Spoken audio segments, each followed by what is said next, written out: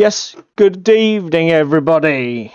Welcome to another live stream. As the sharp-eyed and frequent visitors amongst you might know or notice, we've had a bit of a facelift.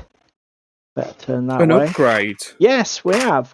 There's a chap I know or knew back in Scotland, goes by the name of EyeAmPhibian online. Details are in the description of the video. Evening Upworlder. Evening Tim, Evening. by the way, rude. He's a Who goes by regular. the name of EyeAmPhibian, has done a bit of work for us, producing some assets, etc. And I think you'll agree they look pretty cool. The I'm Swish, certainly very I like happy 'em. with them. I like them. I like them a lot. Oh, So, you've just missed complete chaos, me scratching around on the floor like a loon, because recently, as everybody who watched last week will know, I've been preparing, building my Mantic Forge Fathers. You may not be able to see that. And all the sprue offcuts were in this tub. Like heavy weapons I wasn't using, and that's spare shoulder pads, etc., etc., etc. And I managed. Upworlder's Trevor. Oh, hello, Trev. And I managed to clip this lamp as I was trying to lift it up here. Flicked the whole thing all over the floor. So I've been sat on the knees combing through my grey-green carpet for little pieces of plastic, grey plastic that are 2 millimeters long for about the last 20 minutes and doing my head in. You love life. You love life. So, all's good in the hood here. That's all I can say. That's so, good, yeah. I've had a day off work, so I've been basically busy around the house. Haven't got much hobby done. What have you been doing today, mate? Day at work? Work. Same shit, different day. Right. So, Yeah, ain't that always the case?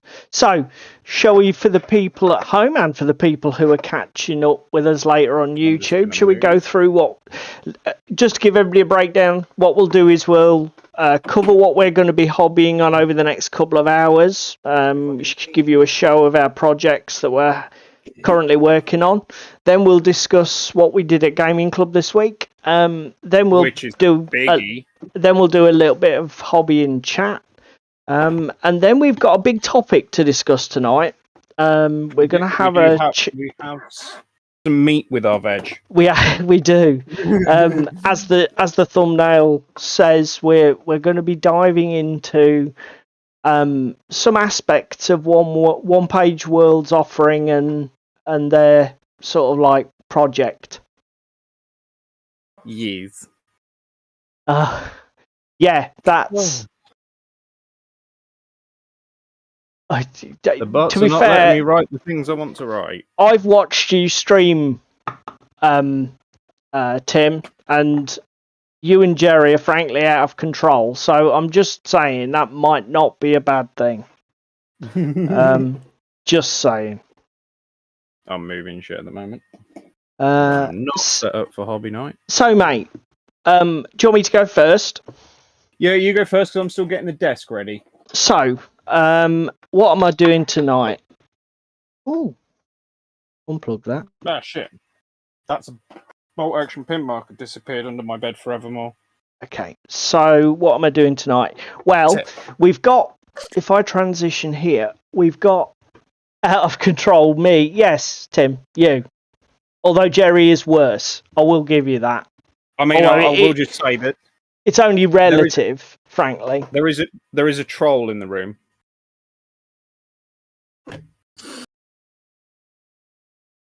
Go on. What you got then? What are you on with? We've got painting competition coming up, haven't we, mate? So yes, we have. I think panic painting comping. Yeah, Call of the Wild is the topic. So for ages, David and I have been saying we need to sort out what monsters we have on our Frostgrave list. and what monsters we don't have on our Frostgrave list. And I started going through the models the other day to try and pull together what I have. And I've just basically, out of an act of pure desperation, pulled a few of those models out of the tub. So we've got here a really massive boar and two, well, what I thought was straight wolves, but actually they're some sort of undead wolf because they've got like all their fur rotting off and holes in them. So oh no, or they're just really afflicted by ticks. Well, ticks. Fucking hell. To be fair, mate, it's a bit more severe than ticks. So I've got these guys. As you can see, they're Reaper plastics, no bases. So what I'm going to do is glue them to some bases, apply a bit of basing sand. Then, while they dry, just reaching in, I'm doing little bits and pieces tonight. I've got my two vehicles. No, mate. Tim, I've got until Monday. They will be painted by Monday. Don't panic. Is that some sneaky snow fur paint job? I mean, it could be. So I've also got my Gaslands cars here for my first Gaslands warband. So I shall be fixing the wheels to stop them rotating, which is really irritating. And then presumably I'll be able to get undercoat on all of these three models and the Gaslands cars tonight, and maybe even get some painting done as well. We'll see how things go. So those are my sort of plans for what I'm going to be doing tonight. What about you, mate? I'm nearly ready. Well, first off, I've got to thank you. Oh, go on then. I'm always one to be thanked. My minicam. Because I have a Leagues of Votann mini built before you do. Piss off. Q got me the freebie from G-Dub. Did he? Why did he not get me the freebie? Because you've got a fucking box of them! You tit. Oh. So yeah, I have that is fair. So yeah, but tonight I need people's answers on a postcard really before I get too far into this process. Call of the Wild. So we have Sylvaneth Underworld's Warband. Oh, Sylvaneth is a good call. Or we have Ripper's Snarlfangs from Underworlds. With the wolves. The wolves with the goblins on their back. That's a pretty baller. Yeah, to be fair, that is a pretty good call on both counts, frankly, mate. What do you fancy? Are they both assembled, ready to go? Well, they're assembled with paint on. If you were on minicam, are we on minicam? Oh, sorry, mate. No, I'm not. So I've just been showing them up. Professional! Right, minicam go. Start again. Sylvaneth. Yeah, actually, we've seen these before, haven't we? Yeah. Okay. Yeah, we've made a start on them. Or we have these boys. And Rippers. Yeah, I remember you starting these on stream. Yeah. Ooh. I don't know. Come on, everybody shout out in the comments. Come on, Tim. Come on, Trevor. What do you reckon? Wolves or trees? To be fair, he's got a win. Who sent me a postcard? I think, did you say answers on a postcard a minute ago? Yes. Yes, Of course, the German take things. Hey, mate. He's not wrong. Anyway. He's definitely not wrong. So, yeah. Thanks, Q, for the Leagues of Votann mini. It's just a generic lineman guy. It's just one of the half kin or whatever they're called. Yeah, whatever they are. Excellent. They're funky. You know better than me, mate. I haven't even opened the box yet. Details on them. So we got to vote for trees. I must confess, Tim, that was going to be my instinct. Carry on, mate. 2 for trees. The poll will end at 20 past, so you've got 8 minutes, boys and girls. There's some nice details on. Are you planning to paint it? Caribbean and stuff. Yeah, I will be at some point. Sorry, you were talking, then I talked over you. Carry on. No, there's if I don't die. Nice details with the carabiners and the pouches, but as usual with GW, there's just far too much everywhere. You preempted my next question, because when you say nice details, are there too fucking many of them? Yes, there is. Oh, God. Enjoy! Yeah, I will. What else was I going to say? Should we kick off with what we did this week, then? Yes, we can do. Are you done with minicam, sir? I am done with minicam. Let's go back to the main scene. It's a joint and shared experience this week. Yes, Tim, we did have a look at that, and I've actually got it pulled up as something to mention when we start going through our blurb. But in fact, to be fair, let's take a little moment to discuss it as Tim's brought it up in the chat. So obviously, I know you saw it, David, because you shared with me. Games Workshop. Let's bring it up. That's why we have this is why we have the technology. Here we go, everybody. So, Warhammer community article today. Are you already being salty about GW? No. This is an all-time record. I'll be honest. I think I'm on record here on the stream, but if I'm not, I'm definitely on record in our Discord group as having said I bought the Starter Army box out of sheer nostalgia. When I started playing Rogue Trader, squats were my first army, and I played them through second edition until they were basically buried and weren't carried through to third. And I, as has been stated 100 times already on this channel, neither David nor I are particularly fans of 9th edition as it stands at the minute, the way it plays and the way it's structured. I would say that I'm probably less hard on it than David, but I'm not a raging fanboy by any stretch. Hello, Hugh. He's got wolves, so that's 2 for wolves, mate. 2 for wolves, 2 for trees. Yeah, Fuck. we've got a dead heat. Trev, you've got the casting vote. So yes, coming back to. So I don't really care one way or the other because I had no intention of playing them. I was just going to paint and collect them just out of nostalgia, as I said a minute ago.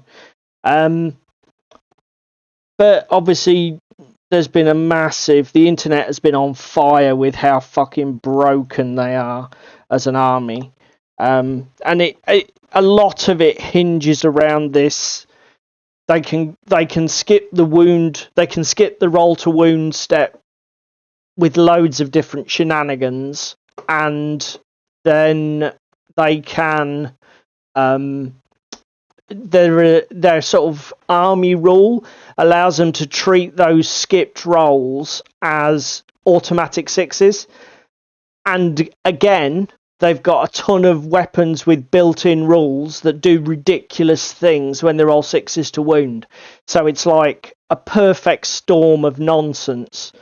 How it ever got past any kind of play test, I haven't got a fucking clue. But they do make a load of feeble excuses in this article saying, well, we tested them against Tyranids and something else before they were nerfed. Blah, fucking blah. Whatever, don't care. So again, counterpoint to that, I think what made me chuckle most was in the article where they're like, nobody wants to play against shit that's broken, and the fate of the game is decided before you even put miniatures down on the table. Yeah, I mean, Trevor, Eldar are yesterday's news, mate. Every codex that gets released now, pretty much since Custodes. A year and a bit ago, every codex that's come out has completely broken the game, and it's had to be nerfed within a few months. Yeah, I know, Tim. Playtest my arse. That Discord, just for anybody who's a fan of Discord's channel, Discord did a video about this thing about whether it's deliberate or not recently in light of this debacle. Anyway, coming back to the original point, what they've done is effectively they've taken this. You still get your automatic wounds, so you can still use your army ability and these grudge tokens to skip the roll to wound step, which is fine. They've taken away this counts as 6. So basically, it's just a successful wound, and it can never count as a 6. It's just a success, fine. So it forces your opponent to make an armor save, but if you've got any kind of stratagem that says if you roll 6s to wound, do blah. They've got this railgun thing that it says if you roll 6s to wound, all the wounds explode over multiple models. You don't get any of that. So just by making that one small tweak, they've shut down a load of the bananas cascading nonsense. And they've also adjusted a lot of the points values up on most of the models, frankly. I think everything's had a points increase. Even if it's only a few points. So, the fucking box, the box was pre-released, not Saturday gone, but the Saturday before that. It shipped less than a week ago. Already we've got an FAQ. I mean, Games fucking Workshop, everybody. What the Sorry, fuck? are they becoming Wizards of the Coast? They're just, Because it's weird though. It's for me? It's really it's sort of discomforting because you think when companies get large, surely when the larger you get, the more resources you've got to improve the quality of your product. If there's anything that's going to have a corner cut or be a little bit meh, it should be a smaller outfit, surely. But it seems to be the opposite is case. The smaller the company, the tighter control they've got over the processes, the better quality product you get out of it. There is a counterpoint to this argument. Yep. What do stock traded companies care about? Sales. And yes. yeah. So yeah. therefore, let's just sell shit, even if it's broken, and we're only catering to the people that know it's broken, and get very salty because again, look how downhill Magic went. Like Omnath is only allowed in the set while he's the face card of the set. The next set comes along and released. Oh, he's too powerful. Let's ban him. Yeah, but we've been calling for him to be banned for fucking months since he dropped. Yeah. I mean, Trevor's just said GW in a nutshell, make something too strong and then nerf or ban it later, or nerf it and balance it later. You're right, mate. And to be fair, I think the question is being asked now out there, is this deliberate or is this just incompetence? And the deliberate argument just looks more and more convincing every time this happens. Do you know what I mean? It's what David said a minute ago, that if something's OP and broken as fuck, people will buy it because it's the only way they can win. And it's sort of like they're using it to basically enhance sales.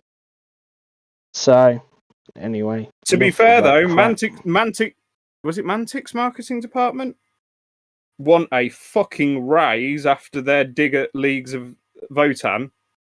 Did you see it? Luke posted it in Discord for the discount on this weekend. Yeah, I don't know where Mantic originally posted that. But it did the rounds on the internet where basically to coincide with the Votann launch, they did a discount on all their Forge Father range. And I think the sort of like the social post went something like, our dwarves aren't banned. Yeah. Sort of like, yeah, okay. But that's fine because I've already got in for a penny, in for a pound. I've already got 1,000 points of Forge Father, so you got that I'm working on. Didn't you? Yep. So, club this week, mate. David and I had a game against each other, didn't we? Yeah, and it was rough for me on the using front with your bloody kill ratio. Yeah, I certainly was getting some body bags filled. Unfortunately, I don't have any pics or anything. I did take video of the whole thing, but I have not even had a chance to watch the videos and see if they're any decent quality or not. But basically, David and I played Infinity at about 250 odd points, was it, mate? 240 yeah, odd? 242 were the lists. And it was 2 lists of David's, Yujing and Pano. Yes. And what we were doing was, for those of us who watched last week, David had a game against Ricky at the club, and it was a real lopsided car crash of a game. And I just sort of said, shall we just rerun it with me playing as Ricky's force and see if I can see where it might have gone wrong or if the armies are really unbalanced. And that's what we did. And you had the Yujing, didn't you, David? Yeah. And I ran the Pano, which was new for me because I've never run Pano before. Oh, mate. You quite enjoyed it, didn't you? Yep, I do enjoy Infinity, full stop. So, yeah, I enjoyed the game. And it was quite tense. It was quite a good game. Yeah. David won in the end. Basically, what happened was I won the leadership roll off, the initiative roll off. Let David go first because it was the supply mission where we had to grab objectives. Yeah. And David managed to get... I did have a covering model watching the objective. Both the flank objectives. Yeah, but David got a really lucky roll and managed to get my guy to duck back. He failed his guts check. So David was able to use pretty much his entire order pool just to go up, grab an objective, and then get it out of sight, get it safe. Yeah. Oh, dear. You had a Knight of Justice with a missile launcher on my right flank. Yep. And you had a Locust with a Shock Marksman's rifle on my left flank. Yeah. I walked up to the balcony edge with my Yamal with an AP Spitfire and was like, oh, this will be all right. We'll get him to duck back. Yamal immediately fucking took bullets to face and died. So I was like, oh, okay. Let's do some other stuff then. So did some other bits and pieces and then ran my Jinquo Specialist Operative up the board was what happened. Right, that was the guy who grabbed the objective. Yeah. Run onto the objective, grabbed it, fucked off. And to be fair, they were exchanging fire as I was advancing up towards the objective. It's just that you failed a guts check and fucked up. Well, that was it. Once because the Locust was the only model that could do anything to stop you. And even though I had massive dice advantage, you just managed to beat me. And it was just one of them things, wasn't it? Yeah. So that put me a bit on the back foot, didn't it? After your first turn. And then I sort of went to attack the other 2 objectives to try and rebalance the game. But David had managed to get the centre reinforced with some models with some camo. My Guilang who deploys mines like it's going out of fashion in my Dalfei. Yeah. So that was a bit of an uphill slog. I sent my hackers in to try and... Because one of my guys was a killer hacker. Was it the Knock? Yeah. As a killer hacker. So I sent him in to try and sort of like take out David's models. And he ended up to immobilise you. Yeah, and he ended up getting hacked himself. So...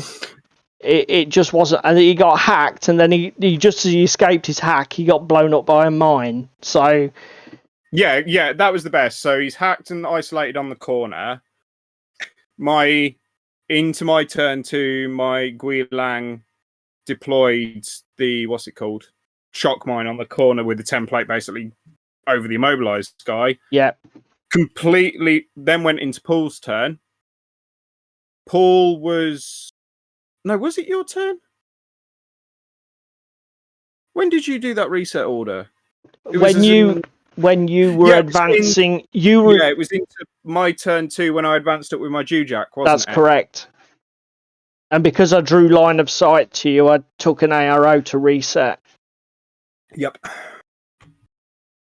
Past your reset roll, took a shock mine to the face. Yeah, because I took I took an ARO in the fucking template area of a mine and was blown up for my trouble, which was awesome.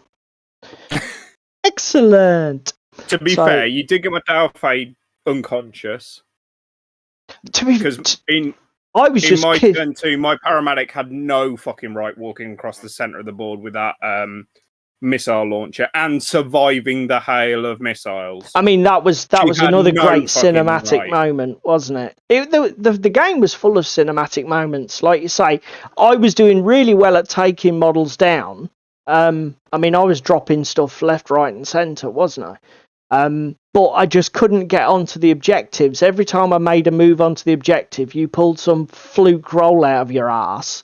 Like, again, in the last turn of the game. Oh, when your orc came up the side and tried to hack my hacker, and my hacker just went, no, oblivion. Yeah, again. And just completely isolated you. Every time I tried to take him on in the hacking game, even though on paper, particularly with the killer hacker, I had the advantage. It was just like, he'd roll a crit, or I'd roll really badly, and it was just like, oh, please God. It's ridiculous. So it was a very low scoring game, and despite me killing like 3 times as many models as David killed of mine, he won 2-0. But it was a really good game. Really good game. And like I say, but for one of 5 or 6 really clutch moments, it could have easily swung one way or the other. Well, again, like going into my turn 2, or just after my turn 2, and I've lost a load with AROs and shit, and I'm like, oh my God, how the hell am I going to hold on to this? Because you had so much, like, your orc could have come down and got the objective, your doctor could have come down and got the objective, and you could have started pulling the other guys forward as well. Yeah. Like, the fact that I clutch rolled and isolated your orc, and then in the last turn of the game, basically to tie the game, your doctor went and climbed up on top of the building next door to my dead my unconscious Dalfade's body. Yeah. And I had managed to ARO dodge away so that I could place shotgun templates onto you and combi rifle shots into you. Yeah. And I just happened to knock you unconscious as you're going to pick up the fucking chest. Again, that was a fairly good roll for you, because obviously you were using a boarding shotgun at stupid good range. But again, the thing was, it was the end of the game, effectively. I was out of options. My options were nil. It was like, okay, we're getting desperate we're getting desperate now. I have to send anything up. Well, again, it's like we said about it after at Mackey's. The only bad decision you made was running that fucking remote, Miles, to take the shock mine on. No, that wasn't a bad decision. I don't think it was the only waste of orders, I would argue, that happened. It was the only orders that I could have spared for moving other models. I agree. Yeah. No, you're probably right. But I needed something to soak that mine. Yeah. Didn't I? Because it was overlapping 2 objectives. Yeah. So there was no getting around it. Something had to take the shot, and it was either. In fact, coming back to it, the only move that, and I commented this at the time, the only thing that I did that was by absolute stupidity was the way I played that. The guy with the Spitfire. Varg Varg with the AP Spitfire. Yeah. So basically, what happened was the Varg was dug in behind some cover, and the Spitfire is like an assault rifle with a huge amount of shots. It's a very powerful assault rifle, for those who don't know Infinity. And what I could have done, because David took the reckless and foolish move of exposing his lieutenant. So what I could have done was... Yeah, but I had no fucking models. Yeah, you had nothing left. I had to expose the lieutenant. There was like a container. There were two containers with one across the top, forming like an arch. And I could have moved around the end of the container and just shot his lieutenant and made his third turn utterly rubbish, and still had my Spitfire guy alive. You still did make my third turn utterly rubbish. Well, no, that's why I said, and I could have done it and kept the Spitfire alive into my turn 3. But what I did was I rushed headlong through the arch of the containers and then just split all of my shots across every model I could see and just threw the dice and hopes to kill as much as possible, which was very cinematic and was brilliant because I took down his lieutenant, I took down his medic, and then I got shot in the face by the Dauphin? Yeah. Yeah. The Dauphin took me down in sort of like in exchange. Cold-blooded retaliation. So, very great Hollywood moment, but a very bad way to play Infinity. And I did say at the time, like, don't copy this at home, kids. This is not the way you do it. But I just want to do it for cool. just because I can. The point. Yeah. So yeah, it was a brilliant game. Really good game. What was I going to say? Club was dead though, wasn't it? There was only 3 of us. We were pretty much the only people there. I think Jack came in briefly and then left just as quick, didn't he? Yeah, and who was the other lads? One of the newer lads. Oh yeah, he stayed and watched us for a little while, didn't he? Yeah. I don't know. I don't know his name. No, I don't know why everything. I know you can only come every other week, Trevor. But I don't know what the rest of them were doing. Nobody's shouted in the chat. What are you guys up to? And Trev, what did Trev decide? Because Trev is currently. I was just about to say. Trev's currently kingmaker on the old paint comp, so we need an answer, mate. What's David entering? Trees or wolves? We've got 2 votes for trees with me and Tim. Hugh and Laura both say wolves. So it's up to you. On your head be it. Your call. He holds all the power.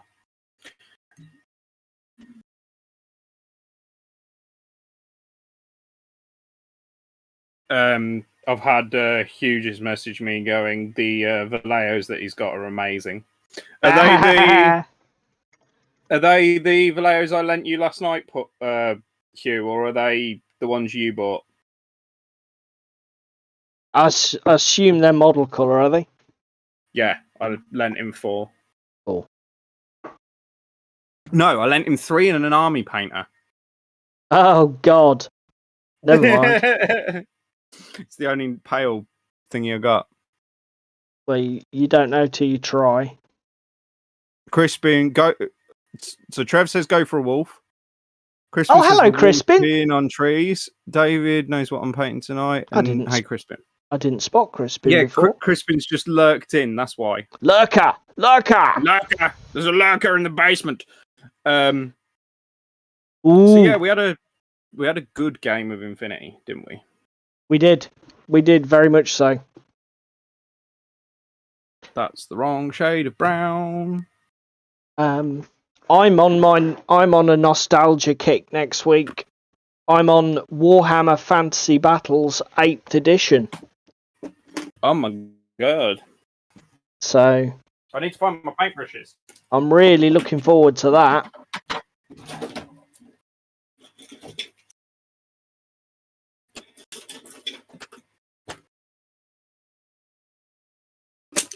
Let me just toss things in a pile. Have you sorted out what you're doing next week, mate? Is it Commander? It might be Commander. It might be teach Ricky how to play Blood Bowl. Okay, cool. Of Skaven versus Dark Elves. Because he's finally got his Dark Elves finished, because I finally finished printing them. Yeah. Crispin, ever film my games? No, not at the moment. I've done a couple of time lapses and bits and pieces, but it's something we are looking into. Essentially, it's having the kit to do a good job, Crispin. Funnily enough, we did actually film Tuesday night, but it was I didn't have anything to record audio except for the phone. Tim is egging us on now. Oh God. So yes, do video battle reports. I haven't even reviewed the footage from Tuesday. If it is any good, if it's any good, I will probably try and do something with it. I suspect the audio is going to be terrible because, as I said, it was filmed on the camera's mic. So I may have to voice over it. But if I can salvage anything that I consider to be worthwhile, I will. But if not, then yes, as David has said, we are looking at it. We're looking at things because it's definitely something we want to get into. It's just a case of getting the right tech, getting the right setup. Getting the right lighting. I mean, I've been... that was precisely why I did my Assassin's Creed board game recordings, to just sort of like... gives me something to mess about within a video editor. Because obviously editing recorded footage is completely different to something like this, where it's basically just live. Just verbal diarrhea. So, Crispin's got nice clip-on magnifying glasses. Trev, yeah, Ricky's getting ready for the Blood Bowl League, mate. Everyone has to start somewhere, Crispin's saying. Yep, definitely. And Right. there's one, whenever you look on YouTube, every content creator or whatever says the same thing. Don't worry about it, just start. Everybody's first few videos are terrible. You just have to learn, and you get better by doing. So, shall we unleash the troll? the troll. Me. Are you a troll then? Well, I suppose we've got all this beautiful artwork now from I see what you... Look at that, you see. I didn't even get it, what he's on about. Yes. Let's unleash the troll, because we've got to go on a little bit of a one-page rules discussion. Let me just finish faffing about with this base, because cheap and cheerful though these Reaper Minis are, these bases are annoying. These great big bloody sandwich plastic bases are horrible, and I'm currently trying to bury them in as much sand as I can, so I don't have a massive shelf sticking up when I apply my snow effect, because it'll just look bad. Oh, God. You sound like you're having fun over there. It's a pain in the ass. I've got a fucking paint that's got no fucking hole. Right, okay. Where's my sticky jabby thing for getting rid of paint that's bunged up in needle nozzles? That's what she said. All right, smart ass. Fuck it, that'll do. Right. What's the time? Jesus. It is nearly 9:45. Okay. Tim is currently trying to convert a Star Wars AA5 to a Spaceballs Eagle 5. An AA5? What's that? Sorry to show my ignorance, but what the hell's a Star Could Wars? Could it be a translation thing? I doubt it. Well, no, because what does AT-AT stand for example? All-terrain armored transport. Yeah, so if all-terrain armored transport is different in German, Yeah, but I imagine they're still called AT-ATs, aren't they, Tim? and you lot say I'm out of control. What's that meant to mean? Well, to be fair, we did say he was out of control, but I don't know how out of control we are by just being ignorant of Star Wars. So seriously, what's an AA5? That's the rebel transport from Star Wars Legion. Oh, okay. Is it what we used to call the cigar transport, the great big, the huge one? Do they do that for Legion, or is it some special model for Legion? Do you know what? This is another game we need to get into, really. Legion. You've got 2 starter platers. Yeah, Sorry. AT-AT is still AT-AT. Yeah, I thought it would be. Well, I know you like your Krankenwagons in Germany. Krankenwagen, actually, I think it'll be. You'll find. Oh, fucking hell. Jesus fucking Tell him, H Tim. Christ. Tell him. It's Krankenwagen, isn't it? Let me just have a look. So. Okay, so it's a Volkswagen. Hang on. Before we get on to the main topic, there's something else I want to mention, just briefly. We've mentioned him before, Andy at Blackjack Legacy. Great channel. If anybody's not tuned into it, watch it. He does some great videos. He does a live stream every Monday night. And one of the things that Andy seems to be doing at the minute is he's doing a lot of collabs. So he's getting people from the industry to come in and do sort of like, like chat shows like Parkinson's and whatever, Aspel, where these people sit and talk. He's doing that, but for gaming. And they're really cool. Hello, Jerry. He had one with MSPaints on Monday. I forget the chap's name. Dave from MSPaints. Thank you very much, David. Dave from MSPaints. Now they had a little bit of an issue in that you think our production quality is bad. Dave's video and audio was fucking shocking. But they muddled through. His videos are amazing.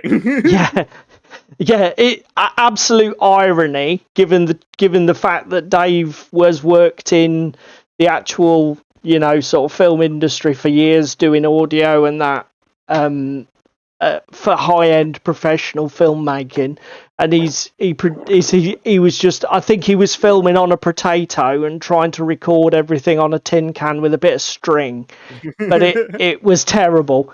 But do you know what? It was still a good show. Unfortunately, it wasn't as good. If I'm going to give Andy a bit of a, if we're going to give him marks out of 10, it wasn't as good as his other head-to-heads. He ended up interacting a lot more with chat. But again, I think that was because they did say at the top of the show, Dave had no access to chat. So if people were asking Dave questions, he couldn't see them.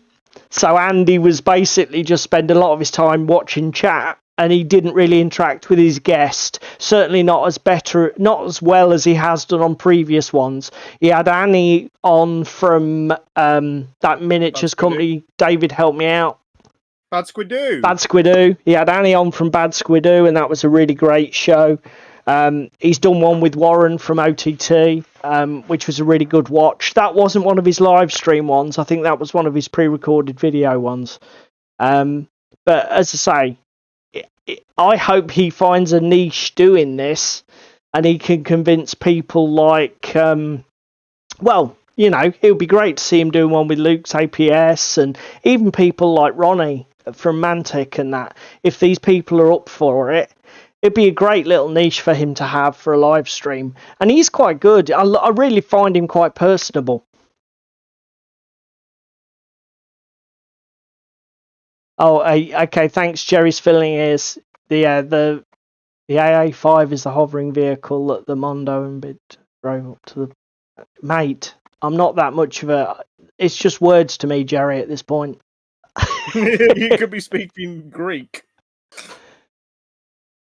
Yeah, that's right. I think that basically, yeah, because I think you were in the chat, Tim, weren't you? You were. I did notice you popping up. Obviously, because it's a Monday night, we were gaming, so I had to catch it on the rerun. So I couldn't interact, but I did see your name in the chat. But yeah, it was a good show. And I do like Blackjack Legacy. What else have we got here? I think that's it, mate. That's all I wanted to really. No, we've got news on the release date for the Vallejo colours, the new game colours, and the Express colours. November. Okay, now David didn't brief me here. I didn't know this. Literally, it was an Instagram post that I saw 15 minutes before coming on stream. Oh, that's fair enough, mate. So go on. Basically, so for everyone, November this year. Give us the whole thing for everybody who doesn't know what we're talking about. Vallejo game color paints and Vallejo Express color. So Express color is going to be Vallejo's equivalent to Contrast by the looks of it. Right. They've reformulated the entire Express line, or not Express line, game color line. Really? And everything is now grouped in triads. So you buy your base color, your mid-tone, and your highlight, and it's done. Is this only for the game color range? Yeah, only for the game color. Okay. Shame. And then, as I say, Expresses are coming. No paint chart yet for Express, because I think they're holding that quite close to their chest and keeping their powder dry. I do know that there is 24 colours in the range, because what's his name? Hidalgo said there was 24 colours in the range on his video. Yeah, but that's all we do know, isn't it? Yeah. But as you say, we don't know anything else, just that. Okay, so Express Colour are due for November release then. Was there any news on price? No indication on price. Okay. Unfortunately. Very interested. I don't know what you guys in the chat feel. I'm looking forward to Vallejo tackling this speed paint a la Contrast thing. They have rebranded as well. Like their logo's all updated. They've got a new website for it all coming out. It's all fucking quiche and modern now. It's really nice. They're obviously charging too much for their paints then, robbing bastards. Get him with the times, Vallejo. Get him with the times. So that's that. The only something else we already touched on the Citadel admitting that they've done wrong. Yeah, we've shock horror for me at work. The leagues of Votann bullshit. Yeah. Oh, sorry. Did I say bullshit? I meant bullshit. What else?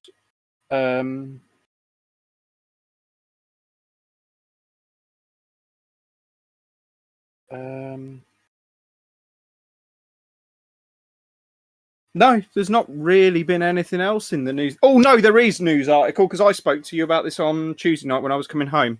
Go on. TTCombat. New Carnivale minis coming. Oh, yes. You know what? Hang on a minute, everybody. The audio may go dodgy. You're going to go I'm opening new browser tabs, but I actually have to see these because this was my second faction that I was going to start collecting after I'd finished my Strigoi. Yeah. So I want to see this. So what does it make? News? It's on their community blog thing, I believe. TTCombat. TT community. Wow, very, very snazzy. Yeah, there's new drop fleet coming, and it's a 1.5 update. That's literally been released today. In news today. Yeah, you are looking at the post on the 23rd of September, mate. which is the Angel. Yeah, plus the Malta and Guardians of Malta is the new gifted set. Let me just embiggen this because it's all we. Right, okay, everybody. So, I currently own a warband for the Strigoi in TTCombat's Carnivale game set in sort of 16th century Venice in a weird post-apocalyptic setting. And I wanted my next faction, my second faction, were going to be the Gifted. Because I like the way in the story, the Gifted are the preferred prey of the Strigoi, because they've got these psychic and magic powers, so their blood empowers the Strigoi more. So I thought, well, that's a great. If I'm sort of like gaming advocate and showing the game to people, if I've got a faction and their nemesis, then that's the perfect matchup for me. And they seem very different as factions, which is another bonus. So these are the new models for the Gifted, and they look absolutely fucking amazing. What is that? What's that? Oh, that's Rashar. Okay, I see. Yeah, there's a load of new Rashar coming as well. So this is the thing that interests me the most. The Guardians of Malta. Yeah, they've got a very unique... Look at this guy with the fire. I love this. I like it. I like They're the also Angel releasing as well. some new resin bases as well. Some more toppers, or well, actually, they're solid bases, aren't they? Full bases. Yeah, because I've got a ton of their stuff to do my Strigoi on. I do like their stuff. Look at some of this stuff for the Rashar is bonkers. It's gorgeous, and it's only a £25 box. It's amazing.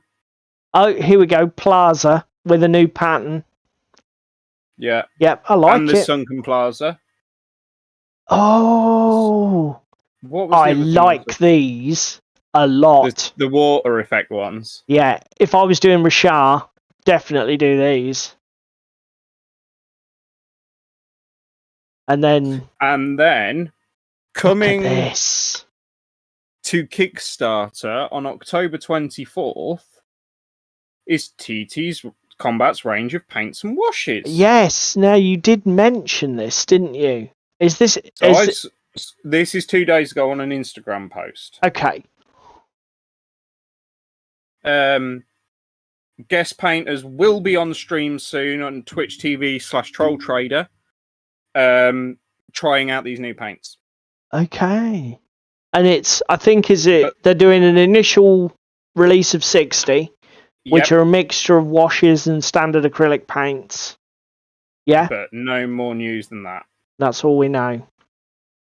I don't know. What does everybody feel about that in chat? Do we really need another company entering the standard paint market? Do we have enough at this point? I mean, I guess, I'll be honest, I'm not exactly... Ooh! You know, I'm not exactly thrilled. They could just be repotted Vallejo or Army Painter. Yeah, I guess we'll find out. Warlord have done. We will find out with time, won't we? But I think the problem is, unless you're particularly unhappy with what you've got, yeah, Jerry, pointless waste of time. I think I wouldn't. I mean, they obviously feel there's a niche in the market to be had. They obviously think they can make money doing it. But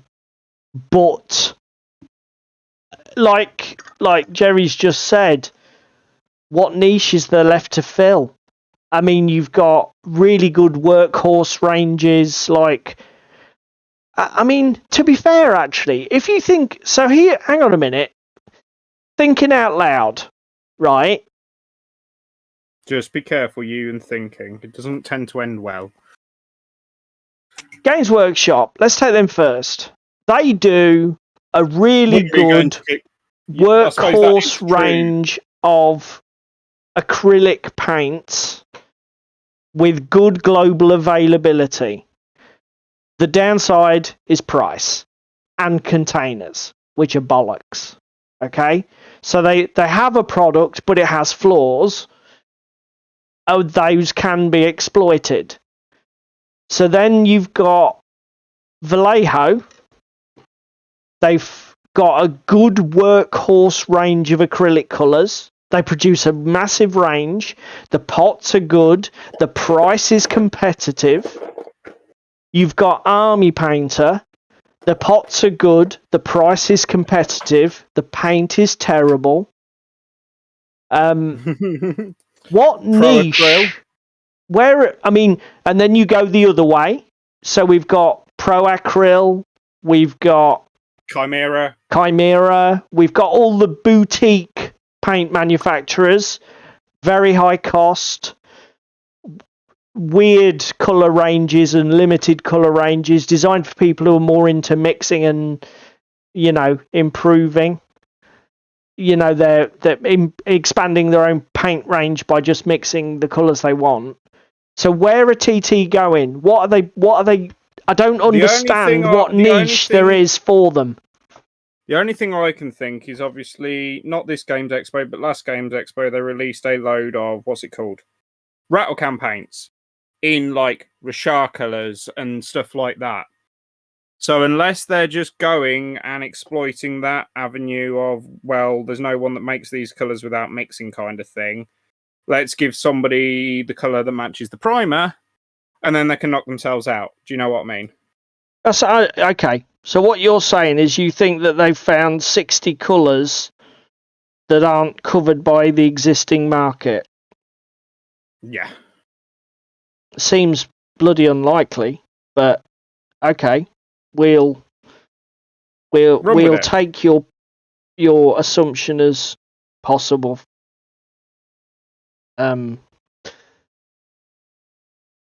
Yeah, I don't know, mate. You could be right. Maybe they'll come out and they're like you say, they're just like the colours that you never see. They're like completely unnatural fantasy tones. You know, Tim's out in chat with thinking makes my head hurt. Well, we're about to blow your mind, Tim. Yeah. Because we're about to get into the meat and veg of the conversation in a second. The meat and potatoes. Just let me get some glue on these wheels for my second car. Actually, I'd like to get the glue on the axle, not the actual tyre. That would be nice. When I thought about doing this, I thought, well, that would be easy. Just squirt a ton of super glue inside and lock the wheel. Why do you think everybody drills them? But then I forgot the gap between the tyre and the chassis is actually fucking microscopic. So that's huge. Why. But do you know what? Fuck it. It's fine. Oh, look at that. That's setting already. Get in. Have you got yourself any activator yet? No, I haven't. Leave me alone. Stop bullying me. I'm not bullying you. I'll just breathe on it heavily. That's not even coming through on camera because I've got my bloody noise filter set too well. Yes, Trevor, I get the hint. But that also requires me to actually finish building them first and modify them. So... Hey, this is what we like. Trevor, I love it the way Trevor's just dropped in. First show, dropped right in with the roast David. That's just fucking awesome, mate. I'm still waiting for fucking Jerry to give a dig about Assassin's Creed yet. Oh, I'm disappointed, Jerry. You've mentioned it. I'm sure Jerry will honour. Will do you the honour. Well, they look like they're actually sticking, which is good news. Right, mate. It is now 9 o'clock. Let's move on to the main topic. So, I can't remember how the conversation started. Right. How the conversation started was I was driving home Tuesday, rung you, didn't I? Yeah. And we did say about should we do like we've done previously and about choosing a game and why a game might not necessarily be for you, because we've sort of come to that conclusion with Infinity and Ricky. That's right. We were talking about Ricky and the fact that it's one of these scenarios where not every game suits every player. No need to mention it when you know that you're disappointing me already. Ow! I'll just dear. take the knife out of my back. Jerry.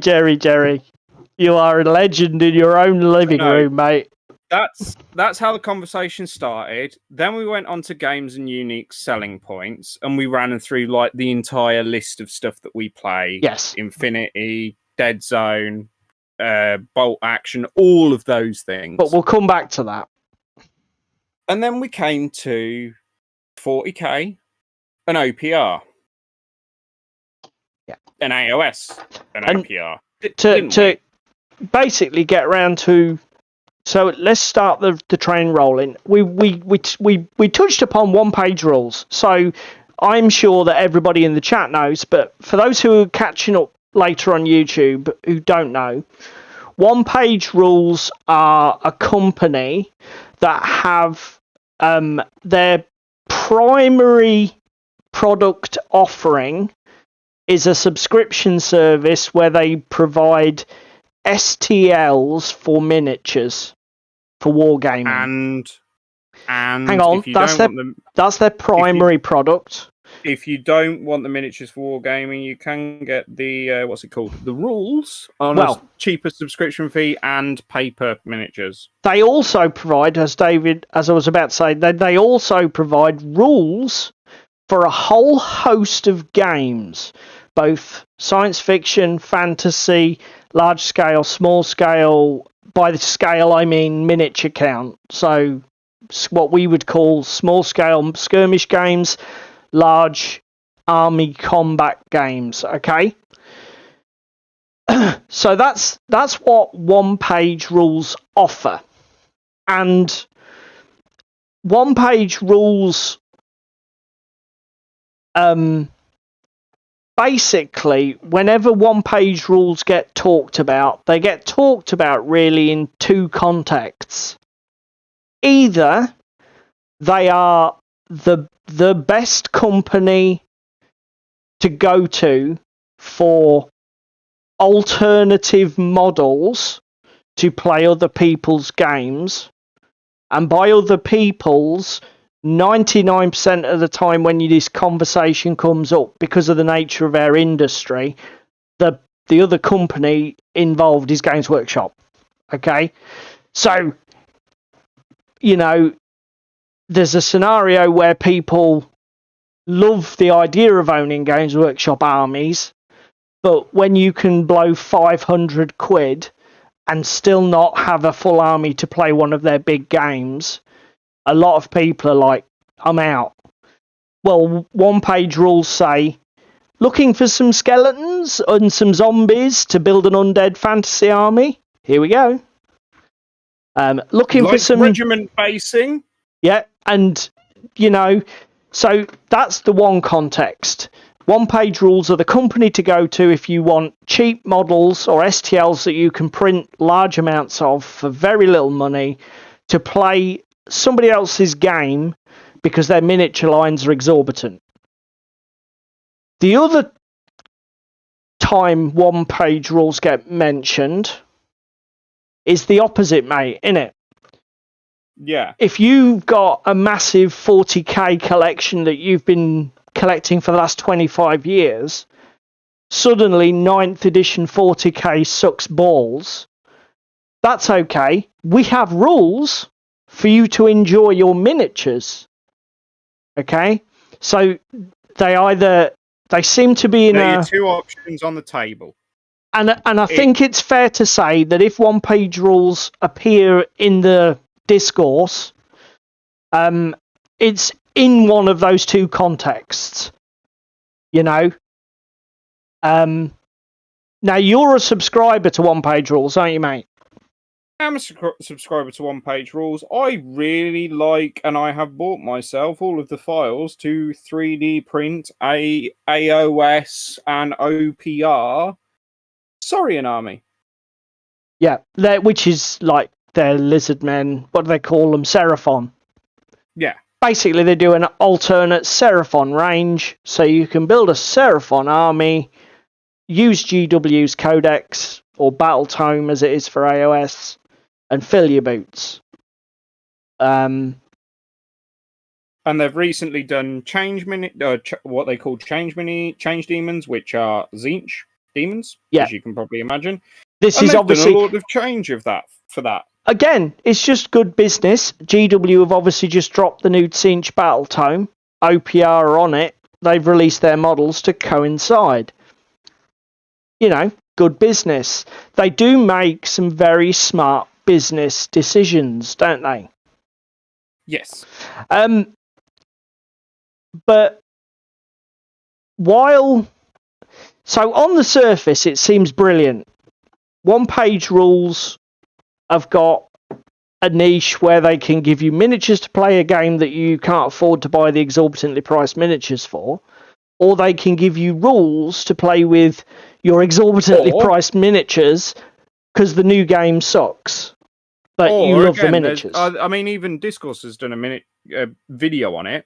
Yeah. Comparing. Yeah, I know they have Space Lizards because that's just been released, Crispin. We're coming on to that in a minute. But what was it? Where was I going with this? What was I saying, Paul? You were saying about oh fucking hell. I can't remember. It's gone. They are very nice models. And Discourse Minis even did a video the other month comparing the price it would cost you to buy a 3D printer and resin and sub to the Patreon and get half price on your army bundle box, etc. for 1,000 points of Beastmen versus 1,000 points of Beastmen from GW. And even I will admit the Beastmen minis from One Page Rules are 20 times better because they're not from the 90s. Yeah, they're very old sculpts for that army. Yeah. So, train of thought has left the building. Some of the older ones. Tim's just saying both of us addled idiots calling us out.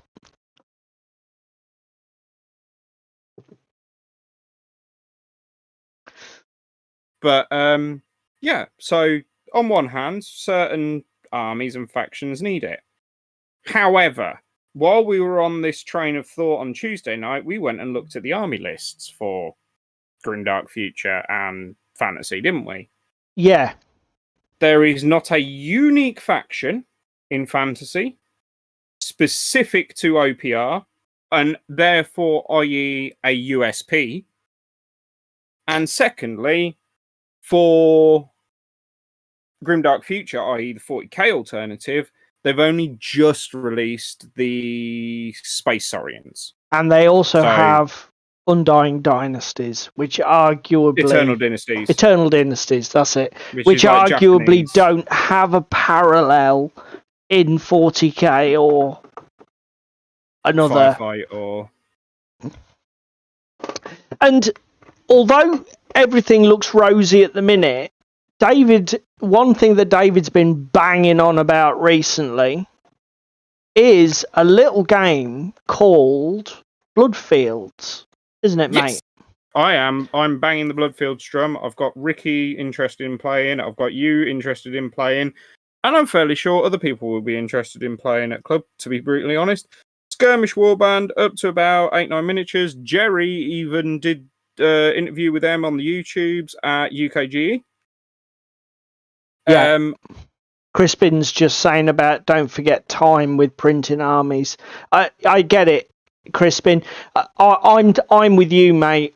I think one of the things we've talked about it on the live stream before many times, particularly in the context of terrain. as war gamers, we look at the cost of some products and we go, that's expensive. And you go, yeah, but how many hours is that saving you? All that pre-coloured MDF terrain that you've literally just got to bodge together with PVA, what's that saving you? 40 hours? 60 hours of work? I don't know how much you work for an hour. That's a lot of fucking money. Yeah. Do you know what I mean? Anyway, David, back to your point. Because you were going to tell us about Bloodfields. Well, we'll start off with me. I obviously support OPR on Patreon, I support Artisan Guild on Patreon, and I support Titanforge. Titanforge are the guys that make the Bloodfields game. Okay, so Bloodfields, just to be clear, Bloodfields is a range of miniatures and game rules produced by Titanforge. Titanforge produce miniatures that on their Patreon are described as substitutes for wargaming, D&D and everything else. However, they are more than willing to provide and balance this nice little skirmish game so that you can play with the minis that you get in your 3D print set. And if you see something that looks cool, knock it out and do it. But the other thing is, it's just to be clear, miniatures. There are really strong parallels between Titanforge's Bloodfields and, for example, Grimdark Future from OPR. Ostensibly, it's a rule system that they will sell you the STLs to print the models to play. Yeah. On paper, very similar. But actually, I think there's an important difference in terms of the way they're going about it. So at UK Games Expo, mate, Bloodfields was pretty heavily well presented and pushed, wasn't it? Yes. So, because they now do... They had a big old stand. They had... you can buy the miniatures, can't you? Demo games. Yep. You can pre-buy the miniatures pre-printed or even Siocast for the starter sets. It's a custom... They do dice sets, starter sets. Yep. They're doing a crap ton of product to support it. Have you played the game yet? No, I haven't played the game yet. However, it does seem to play similarly mechanically to the likes of Underworlds in that you roll dice, and I'll grab mine in a second. So it's a custom dice pool game. Yeah, it's a custom dice pool mechanic. Bear with me. Yeah, okay. I'll just wash my brush out and sneeze. Sorry. To those at home that I've just blown the eardrums out of. Let me go to... Come on, computer.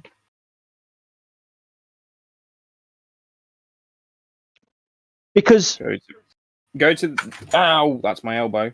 Go to Video Ninja, turn off my audio, because my camera stopped working, and turn it back on. Start. Because, for me... This is wide-angle camera, so just be sick. So if we go down to my minicam... I'll go down to your minicam in just a second. COVID! Chris been saying, COVID! Danker. David's Video Ninja. Transition. There we go, sir. So, yeah. So basically, each of the dice have either a skull, a mastery, or I can't remember the name for this other symbol, or a blank on them. The red dice are for attacking, blue dice are defending, like a jink, mastery, and armor. Okay. And depending on the stat card on your miniature, you can change certain either masteries or others into attacks or defenses. Then there's another dice and like a scatter dice for AoE, I believe. Yeah. So I bought these because I do not trust 3D printed dice as far as I can throw them. Yeah, I bought them with the intention of playing Bloodfields with people at club. Yeah, it's something you've talked about for a while, and we will have to get it to the table. I'm certainly extremely interested to. But and here's where our contentious and claim comes in. For me, David mentioned earlier, we were talking at length, as gamers are wont to do. We were waxing lyrical about all of the games that we play and enjoy. And we were talking about games like Infinity.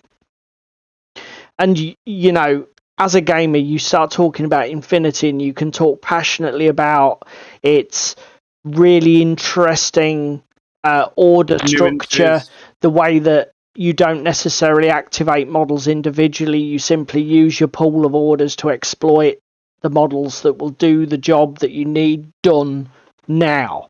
If what you need is a sniper now, spend your orders on your sniper. If what you need is your ninja to do stuff now, spend your orders on your ninja. Don't worry about where the orders came from. It's got a really nice, unique thing, right? Bolt action. It's got a couple of lovely touches. It's got a couple of lovely mechanical hooks to hang your hat on. The drawing dice from a bag to activate the initiative order in a pseudo-random fashion. The way pin markers work, so you disable units but don't necessarily remove them. Lovely touches that give the game a unique flavour and feel. Malifaux. Yep, your random number generator is a deck of cards. No dice, just a deck of cards. And everything that you need to do in the game is built on the deck of cards. And what's more, you can have a hand of cards and just cheat in cards to affect the outcome of results that you want. Brilliant little touch. Turns quite a complex little miniatures game into something just that little bit different. Yes. And this, I think, is where Bloodfields is going. So Bloodfields has got enough about it. They're developing the lore. They're developing the game design. You've got a unique dice system, dice pool mechanics. There might even be more that's unique about it. I've not played it yet, so I haven't explored its USP, which is my thing. But I have played some of the OPR games. And don't get me wrong, Age of Fantasy, which is their Age of Sigmar ripoff, is in every way a better game than Age of Sigmar. Because Age of Sigmar is so bad, decluttering it and actually stripping it right down is exactly what the game needs. But at the same time, if I was to choose to play, would I play... Give you another example. Grimdark Future. Essentially, it's an identical mechanical system to Age of Fantasy. The two games, if you read the rule sets, the rules, the differences in the rules are so tiny, it's ridiculous. They're essentially a reshell of the same game. But if I was to ask to play, would you rather play Grimdark Future or Firefight over 40k 9th edition, which I wouldn't touch with somebody else's because it's a car crash, I would play Firefight.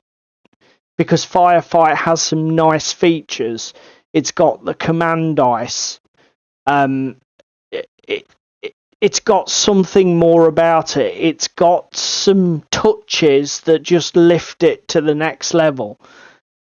Whereas one-page rule systems, for me, they are very basic, very accessible, very easy to learn, very easy to play.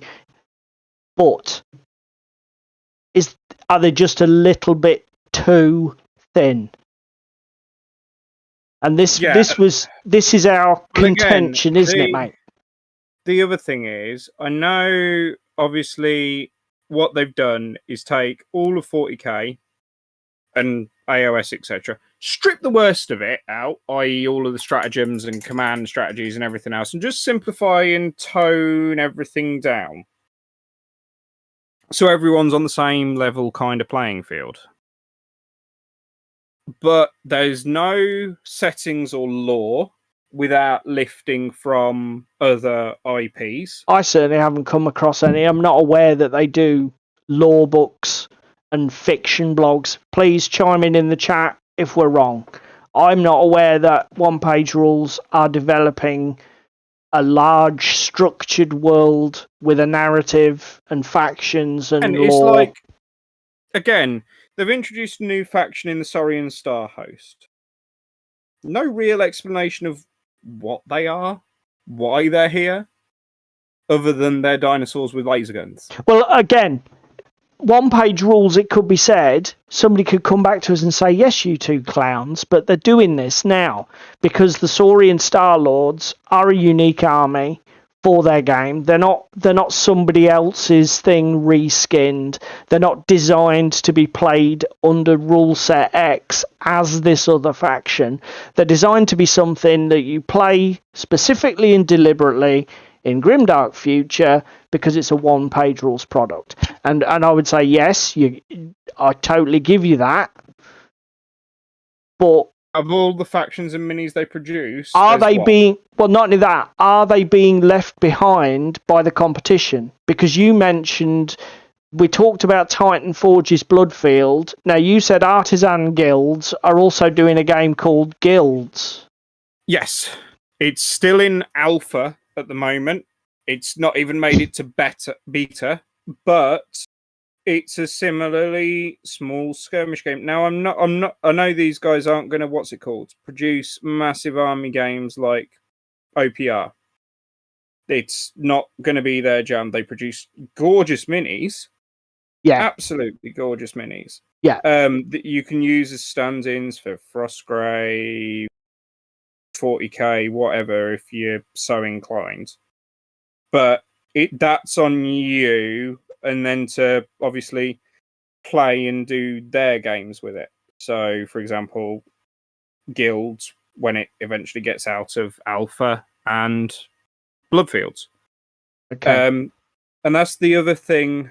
But is Guilds a fully developed game with its own lore? Yes. An own world. Even on the latest teaser for next month's Artisan Guilds is the map of the world and where these particular guys come from. Yeah. Because they're doing a wizard set next month.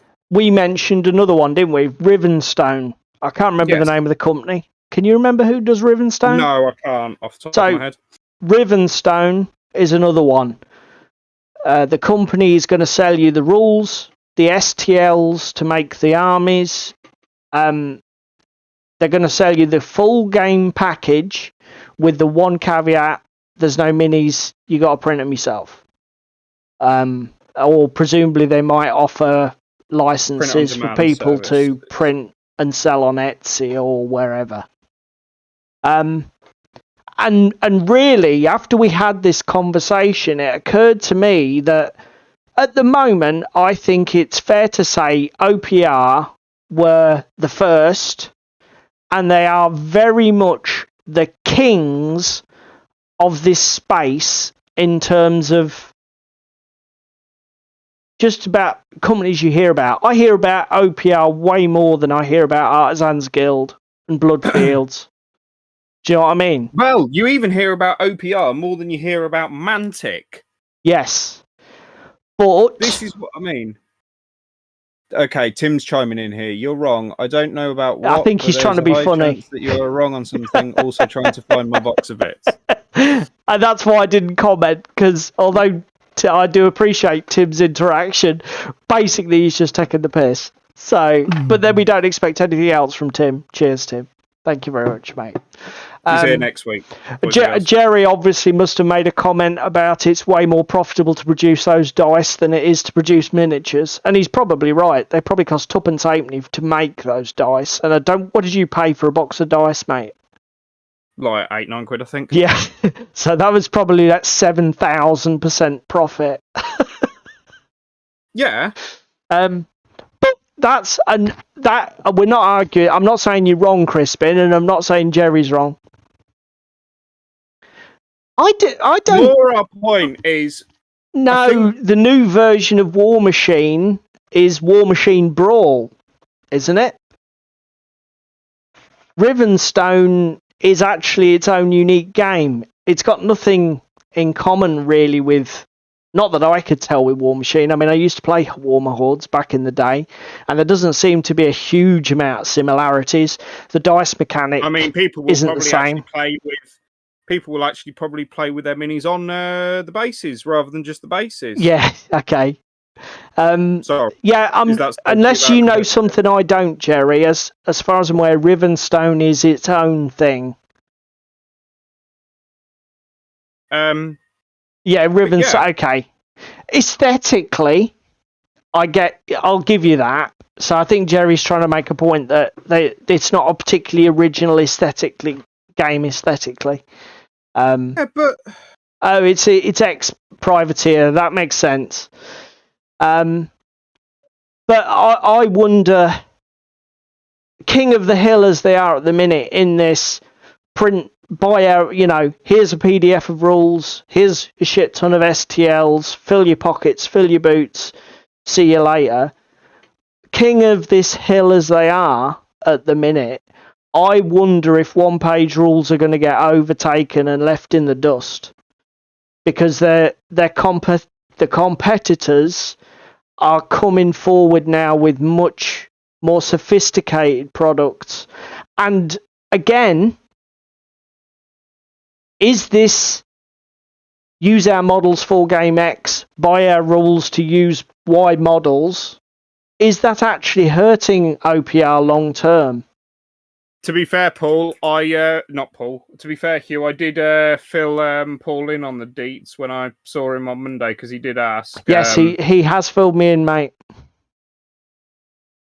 Fuck off, Windows service keeps. What do you mean, Jerry? Scale of the game? The fact that OPR rules can be used for these massive scale games and all of the competition are just entering the skirmish side of it. Is that what you're saying? Because that's fair. That is a fair thing.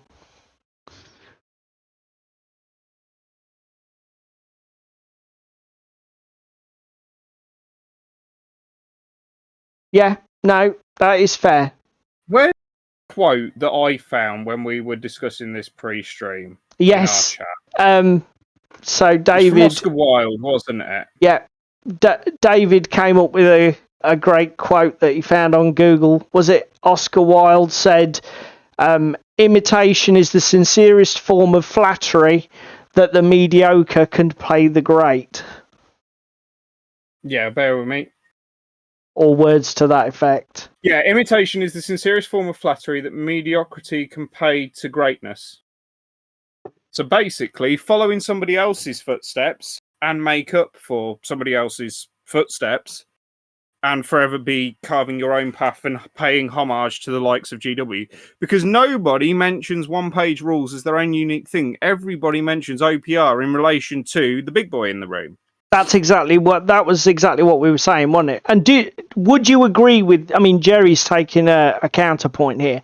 Would you agree at least with that, Jerry, that what we need to hear, particularly from content creators and the sort of like the gaming industry people, is that OPR are more than just the person to go to fix problems with other games?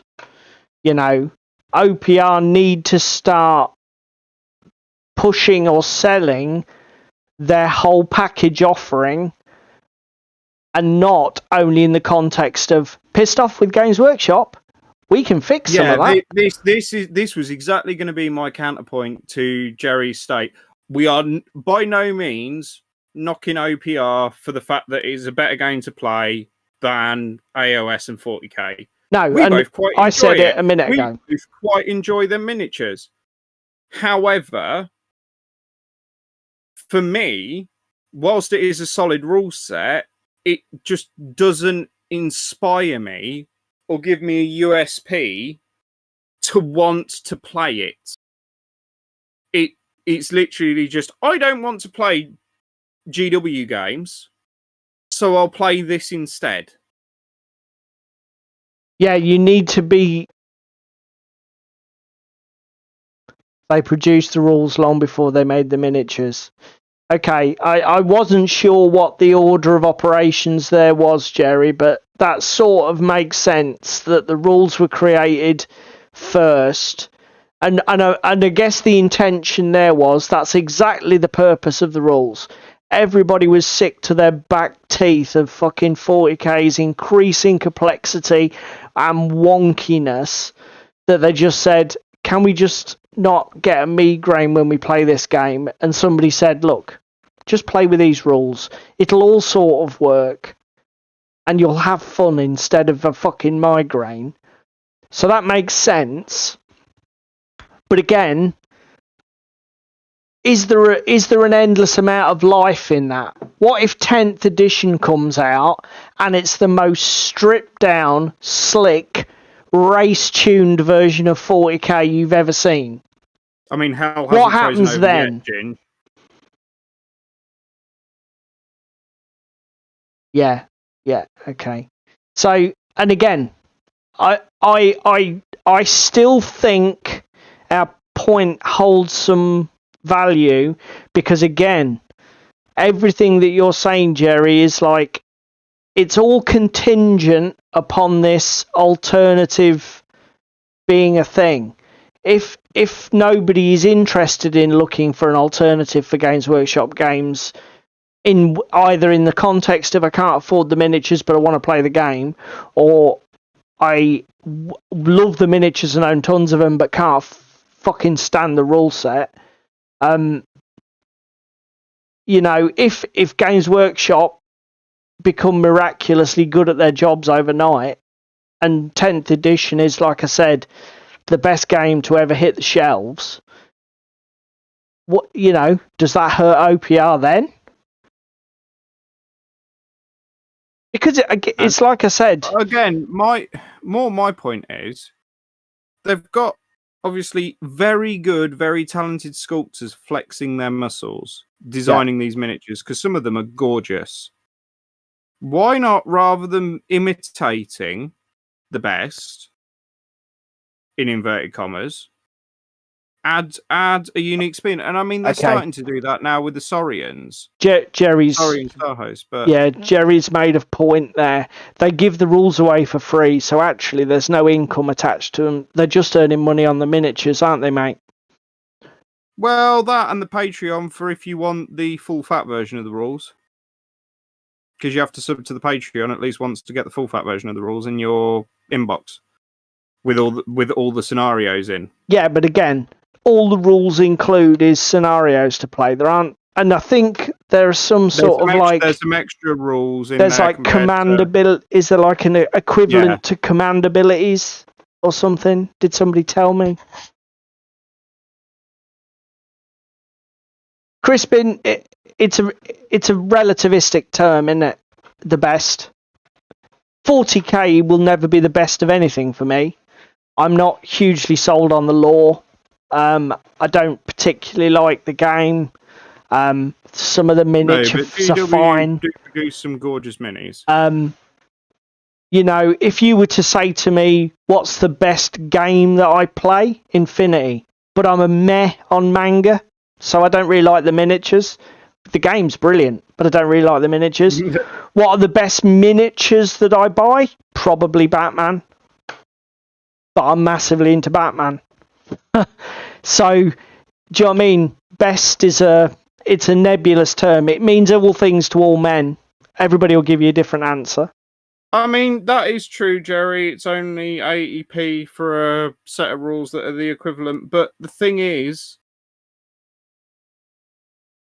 more our point is, if you've got a good team and you've got people invested in your miniatures and your rules and everything else, why focus on not just producing gorgeous miniatures like the likes of Artisan Guild, Titan Forge, other 3D Patreons that are out there? I mean, even Tyrantol, that does 3D printing, did a bloody Monty Python themed set last year just for having Monty Python minis. And they were gorgeous sculpts. But the thing is, why not focus on that than basically reinvent the wheel and copy other people's minis?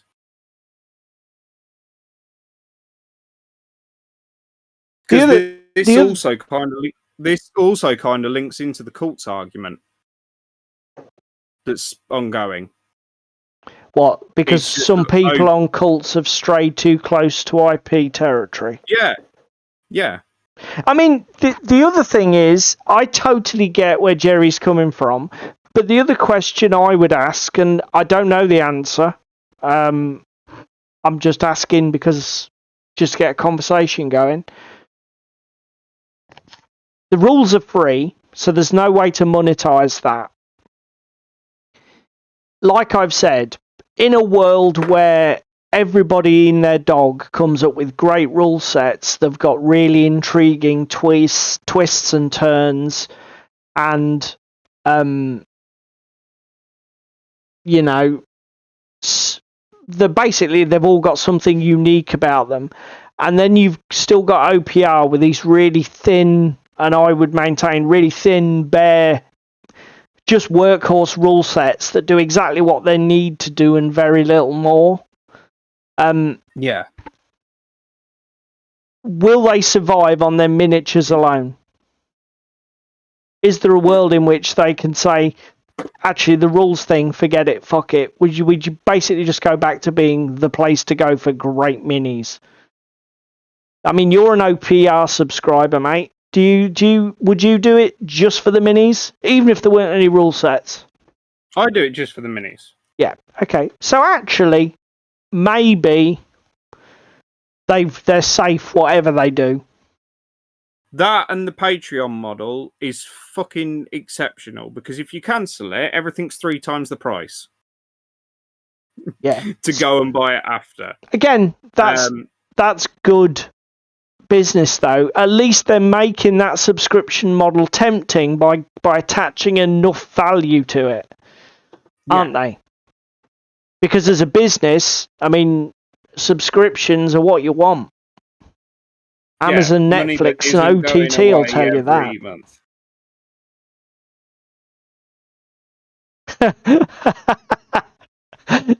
See that? Crispin says, I'm in the Patreon. Still haven't printed one. I assume he means a single model.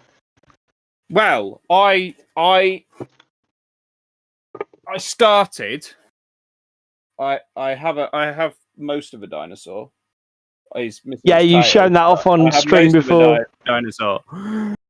But that's all I've printed. I've done some commission work for some mates that have had OPR stuff, and then I've done it.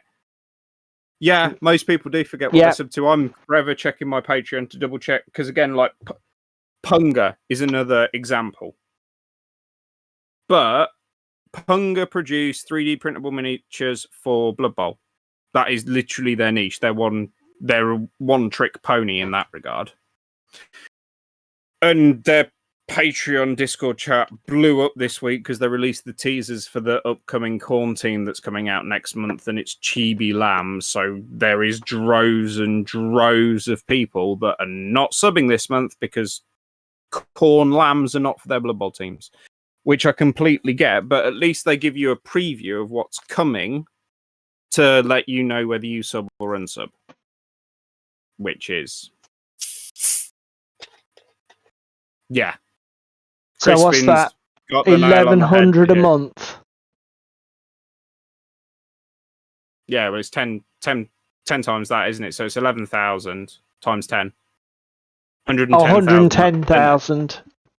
$110,000 a month. So, and even if 20% of that is taken by Patreon, it's still 80k a month income. I mean, they're doing very well. But as I say, it just occurred to me when we were talking about it that I guess this is the thing. It comes down to the individual. For me, I'm more of a games man.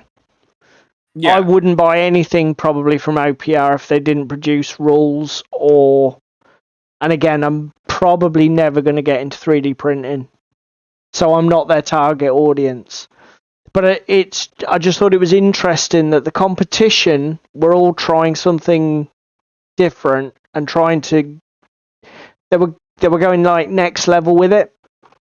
Yeah. But I think I get Jerry's point that actually the miniatures are where it is for them. They don't really want to put, because I mean they could put a fuck ton of man hours into the rules, but they're giving them away for free. So why would they? They might as well spend their money on sculptors and sculpting time, mightn't they? Yeah. It makes much more sense from a business point of view. Only time will tell, I guess.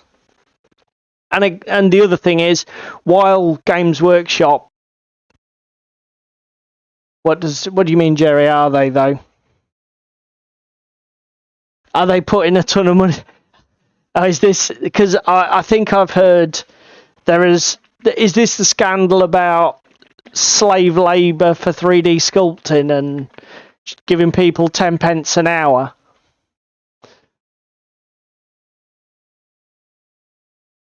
I honestly, Jerry, don't know. Honestly, don't know. Haven't played it. So, No, it could be brilliant. It could be a load of garbage. I honestly don't know. The point isn't necessarily the game being good or garbage. The point is they're doing something unique with it. Was more where I think we were trying to come from with this conversation, and they're developing a world and lore around the miniatures that they're producing rather than relying on hand-me-downs. Yeah, and also there is an element of whether I mean, again, you play a lot more historicals than me, Jerry. You play a lot more historicals than anyone, I think. But that's beside the point. Now, I don't play a ton of them, but I am correct, I think, in thinking that generally historical rule sets tend to be quite basic, and they do what they need to do and little more. Am I wrong in that? The miniatures. Again, yeah. I'll be honest, though. How many miniatures are that in, original? I mean, again, I'm not a miniatures guy. I paint to play. I collect models primarily just to play. I mean, David, you like to sort of like get excited about a juicy mini, don't you? Yes, I do. But like I say, I'm generally far less. I like something I can stick my teeth into. Yeah. And paint a juicy miniature. I mean, we just looked at those miniatures for Carnivale for TTCombat, and they're nice, but those sort of like guys dressed as sort of like in religious armour, they looked a bit Crusader to me.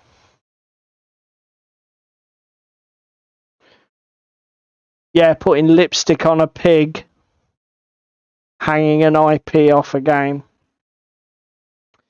It might be, mate. It might be. I mean, some of these things are a miss anyway. Just because you've got a unique IP for your game doesn't mean your IP's any good, does it? What was that one we spoke about on stream the other week? War on Terror? Oh, yeah, fucking War on Terror. I mean, that War on Terror, that's a good example of how to do it very, very wrong.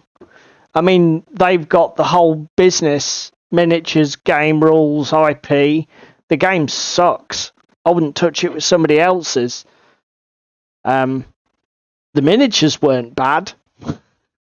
No, the grey miniatures were gorgeous, like proper 1950s style aliens. Yeah, but using the miniatures in Stargrave or something like that, yeah, that'd be fine. But I wouldn't play the rules they presented at UKGE. No one wants tables. Okay, so historical games have a huge variety too. Yeah. No, you make a valid point, mate. When you've got a Napoleonic army that you bought from somewhere else, if if that person's game is shit, you'll just take it somewhere else because you can. Because there's 1,000 games you can play with Napoleonic miniatures. No, you're dead right.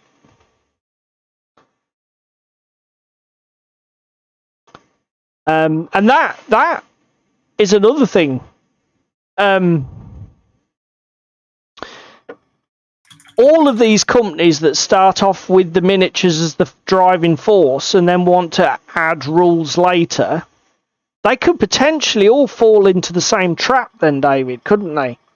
Yeah. Where it, like David, like Jerry's just said, it becomes lipstick on a pig, and you know, want to take the miniatures elsewhere. they're just doing it because they feel they should, not because they've got a good idea and want to do a great job with it. Yeah. Well, you've got a 3D printer.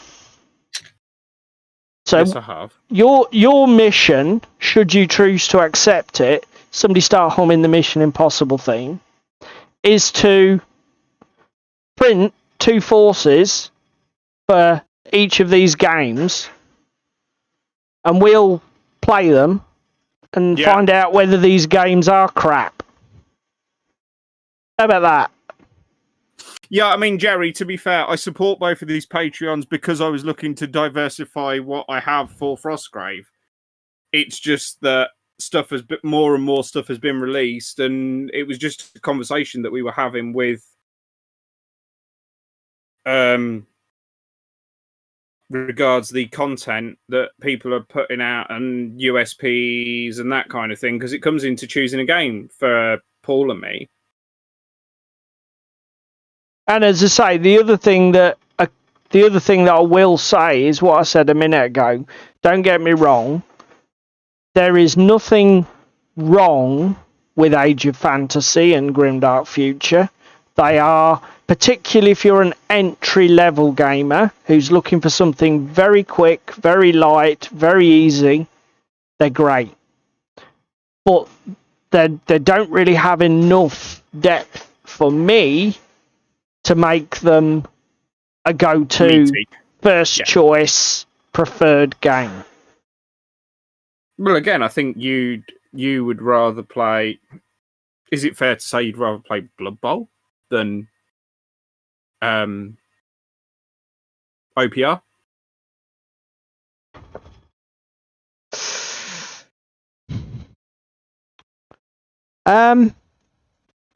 Probably not. No.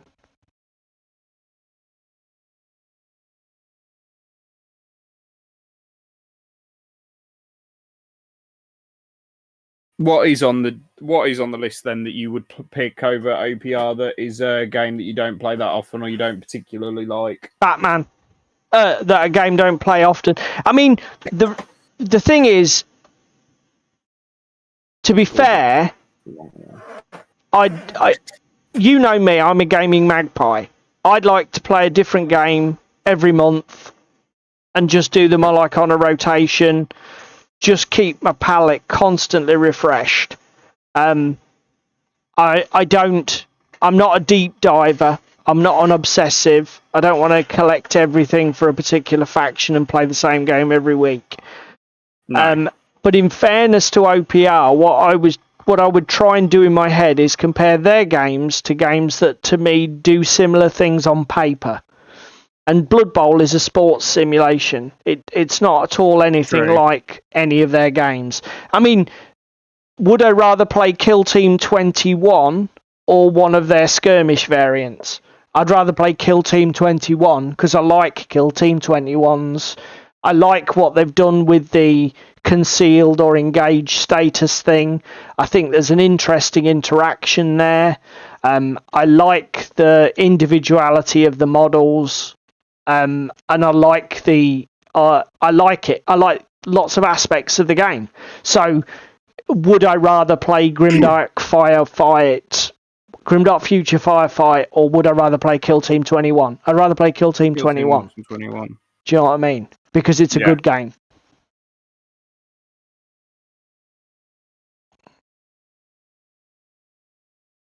No, Jerry's just saying about what's it called? Mantic and Kings of War. Yeah, I mean, I totally agree with you, Jerry. Kings of War is the best fantasy mass combat game I've ever played. The only one I've not really played a lot of is Conquest, Last Argument of Kings at the minute. Because I've never really had the money or opportunity to get into it, and I've not had anybody around me who plays a ton, who owns it, etc. But I've played a lot of others. Just proxying my old fantasy battle armies. And I agree, Kings of War is by far and away it's just so well executed. It's so clean. It does exactly what it needs to do, but it's got some interesting touches, like using objective points on the battlefield, which is unusual for a mass combat game like that. The break test system, so that you're not fiddling and fuck-arsing about with your miniatures, so that your unit is either there or it's not there.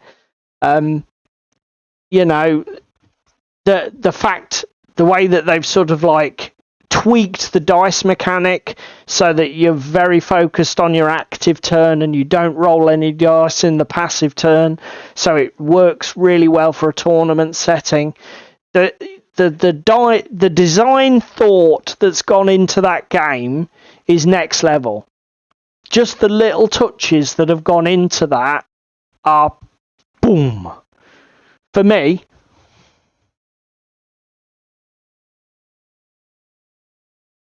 what do I think about the Batman app? I didn't know there was a Batman app, mate. I'll be honest, nobody around here's got any, so I haven't looked at playing any for ages. The last time I played it was with Patrick a couple of years ago. Well, before COVID, I think it was. Yeah. So what have they done? Released an army list app or something? I'm pissing about with my airbrush, or I would go on Google and have a look. Are you doing out, David, or could you? Yes, I'm doing things. Oh, so selfish. You have to look after stream, and we'll talk about it next week. So selfish. Can't get the staff, Jerry. Can't get the staff, mate. Oh, fuck off.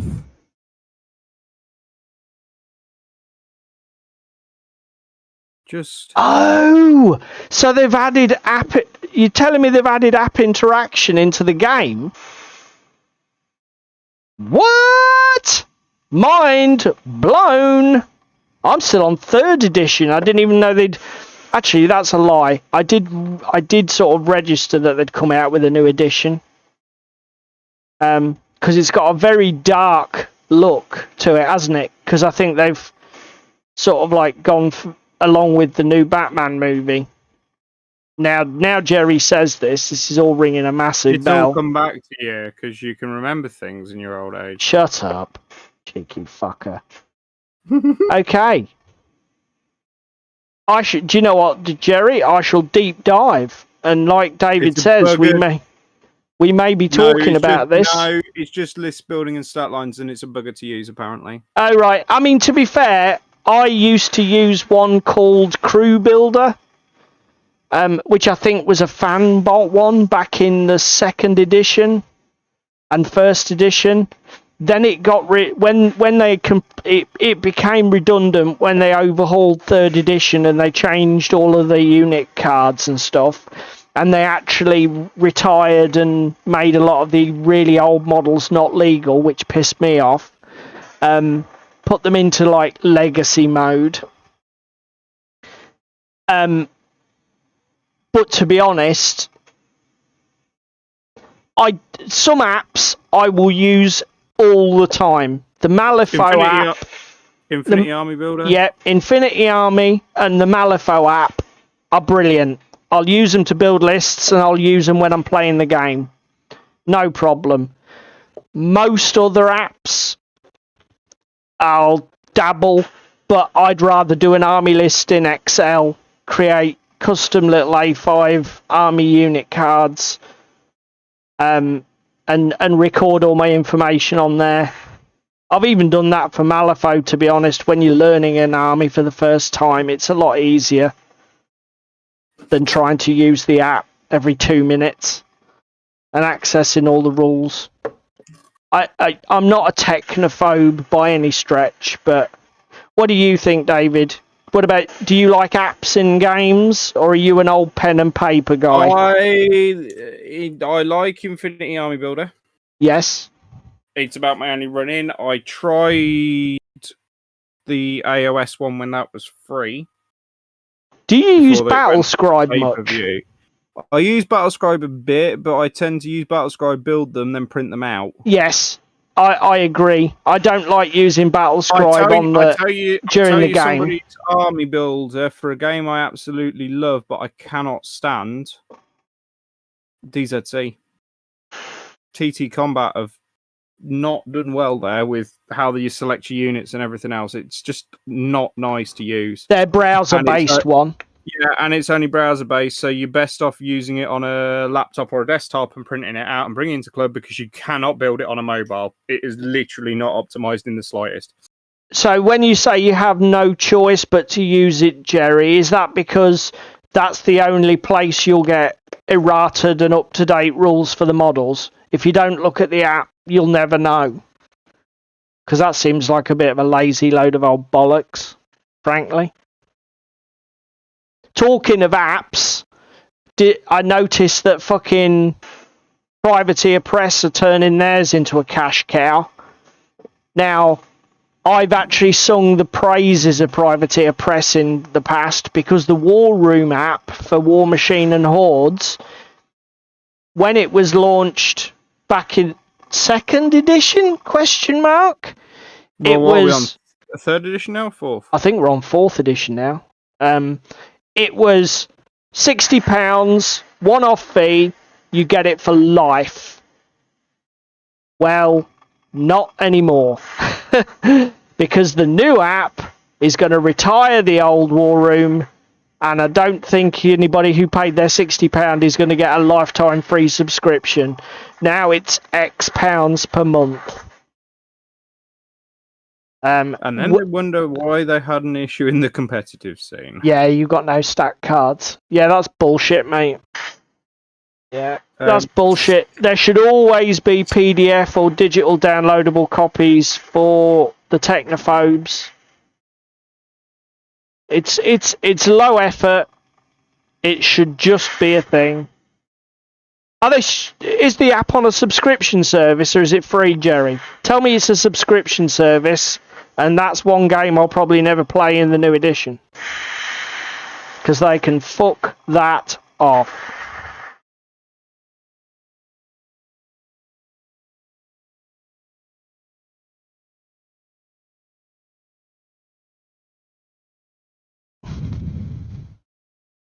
Make his day, Jerry. Make his day.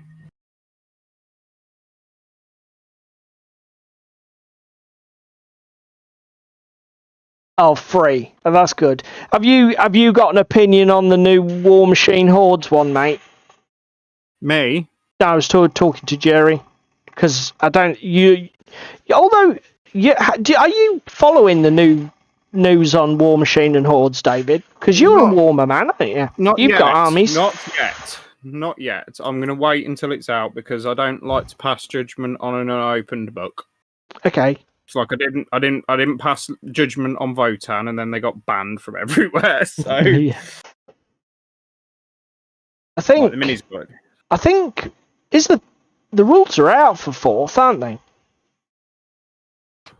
I think so. We should probably give it a try, because I've got my men off. I've definitely seen people doing battle reports online, so they've either got pre-release copies or the rules are out. I do know that the new version of War Room is out in October, he said. Not being 100% certain of his facts. I don't even know if they're calling it War Room or whether they're giving it some other snazzy name. Yeah. I tell you what, it's come up for 10 o'clock. So, yeah. I'm going to finish pissing about with my airbrush, and then we will... Oh, God. What the hell? What's up? I've had a bit of a... I don't know. It looks like something out of Alien, the movie. Just... Why does that not surprise me? Share my camera. Should we go down to... Hang on a minute. Not my face cam. back camera. There we go. I'm having a GW moment with my Vallejo primer. The top is so full of dry paint. You know, you get that crust of dried paint that you can pull out. The airbrush dropper. That is one thing Vallejo can do one on. Do you want to just flick my minicam on a second, mate? I think you may have just turned on a second audio source because I'm getting massive echo from you, buddy. Somehow. Speak Try to now. me. Yeah, is that better? Echo's gone. Yeah, I'd not turned my audio off like an orangutan. Okay, so you first. Minicam, go. Ooh, I like that blue. I like that blue a lot. That's very nice, sir. We've done rebase coated the skin. The tabard things are done now. The fur's done down here. I've started base coating and blocking in some areas. I've done his mouth. Doing the shield's brass. Started blocking them in. And I'm possibly also going to go the whole hog with some oohoo and blood effects. Oh, you see, you are a next level sort of guy, though, don't you? Yeah. You've never been known to do an easy job. If you can make it hard, you'll make it hard. So yeah, no, that blue, interestingly, is those three colours. So dark sea blue from Game Colour, turquoise, and light sea grey. Excellent. So that's what I've been up to tonight. I've done the cape to the point of it being finished, and then started base coating some metallics and other bits. Looking good, not buddy. Not a lot of progress, but some progress. No, that's fine. Well, do you know what? I feel I've had a better... Because my cape on that guy was meant to be purple. Tim's saying, weird looking tree. I think, Tim, we lost, mate. We lost. Somebody... Trev. We had all these people wading in with their opinions. And I'm afraid fucking hell. Wolves took the day. What have you done? No, you being salty. That's my job. Right. Okay. So let's have a quick look. But I got a pretty good night's work done here. So everything... Sorcery. What have you done with the real pool? Everything is where I wanted it to be. And there's... I literally cannot remember the last time I said that at the end of a live stream. I've got everything done that I said I wanted to get done. The Gaslands cars are primed. The wheels are all locked up. So that's... Have you primed over the windows? Yes, everything's primed. Oh! Sorry, I'm just going to go get my sick bag, boys and girls. Triggered! That's like... Oh, God, you painted them fucking white as well. Jesus! That's like when Jerry...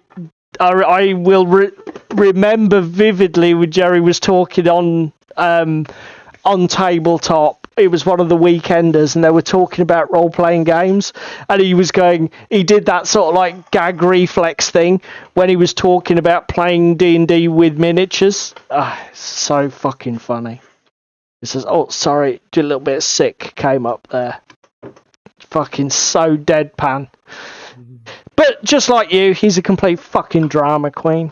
So, yeah, everything done. These, don't expect miracles on these animals. They're only monsters for Frostgrave, so it's going to be flat coats and dry brush to death. Why did you go white? Sorry? I thought you were zenithing and speed painting the shit out of everything now. Do you know what? I did think about it, but You thought you might make a little bit more effort. No. Look at the models. Right? Look at the models. Let me go back to my minicam. What techniques are going to work for these models? There's no texture at all on those cars. It's flat panels for fucking days. Contrast is redundant. Why did you prime white? Because I'm going to be painting them I'm not going to be doing any kind of fucking, contrast paint stuff. It's just going to be flat painting, and I prefer painting over white. Well, it's not actually white, it's actually Vallejo grey. It looks very white in that picture. It is very light. But, yeah, the cars are not a contrast paint project, are they? There's no way contrasts are going to work on those. What surprised me more was your creatures in the background, to be really honest. And again, the creatures, yes, they're heavily textured. Contrast might seem the way to go. But, given what they are, I think old school paint and dry brush is going to look better for the fur. Do you know my point? See where I'm going with that. I mean, you can always do like I've done here on these walls, which is contrast base coat in like a gradient on them and then dry brushing. Yeah, but I mean, to be fair, I can even airbrush them and dry brush them. Which actually, he said, cleaning the grey out of his dry brush, is what I should do before I clean this up. Your dry brush, I think you need to come off stream now because you seem to be tired. I said airbrush, didn't I? No, you said dry brush. Oh, shut up. You know what I meant. Stop being I know what you meant. Fucking I'm just pedant. salty. Right, okay, everybody. As this pedantic git is just getting on my nerves. Thank you very much for being with us tonight and taking part in the conversation. Let us know in the comments down below what you think. If you're catching up later on YouTube, what do you think about OPR? Are they destined for success? Going to be the best thing? Going to be the biggest miniatures company in the world for decades to come? Or do you think the competition will get the creep on them because they're actually going for more complete products with more layers to them? And interesting. Night, Jerry. Night, Trev. Night, everybody else.